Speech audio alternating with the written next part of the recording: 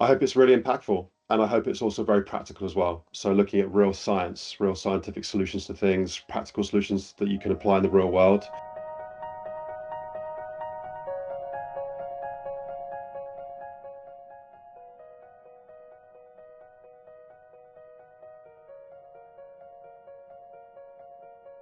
Competing on the world stage, I mean, ultimately you're exposed.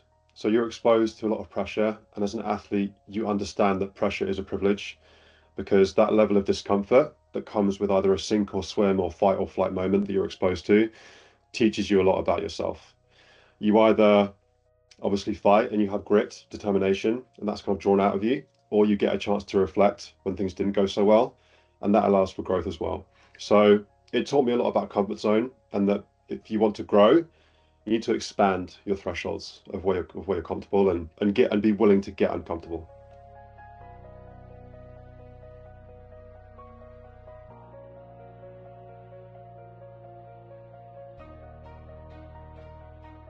The mindset behind your mission delves into the growth versus fixed mindset approaches to things. And we need to try and get out of this kind of fixed mindset approach to problems, to the way that we look at the world, to the way that we look at each other and each other's kind of capabilities and so on. So to achieve like higher levels of growth and fulfillment, it's about digging more into that growth mindset. And that's to do with things like praising effort rather than talent, but also understanding what your goals are and reverse engineering those, and having good mentors and leaders in place to help facilitate more of a growth mindset culture.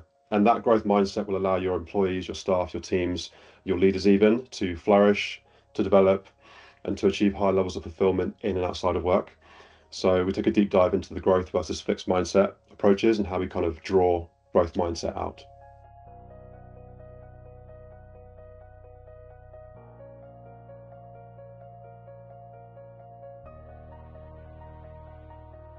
I think some of the biggest lessons from performance sport revolve around preparation a lot. Athletes prepare themselves well for training, for performance, turning up to a certain standard every day.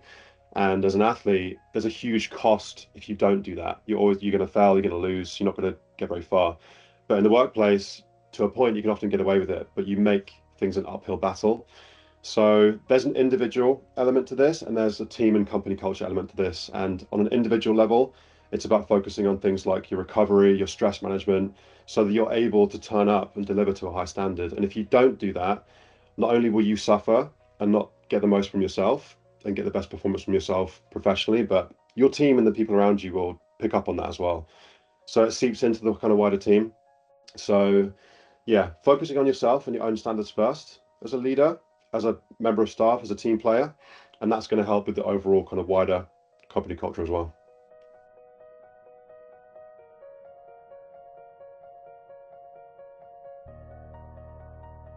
I hope they take away a range of things, a lot of inspiration. I hope they find a lot of kind of engagement and in it, and they find it quite galvanizing.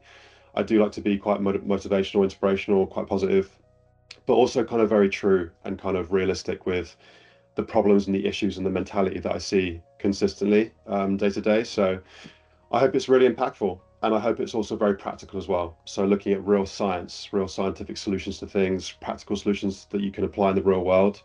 Um, yeah, educational, inspirational, galvanizing, energizing, all those things.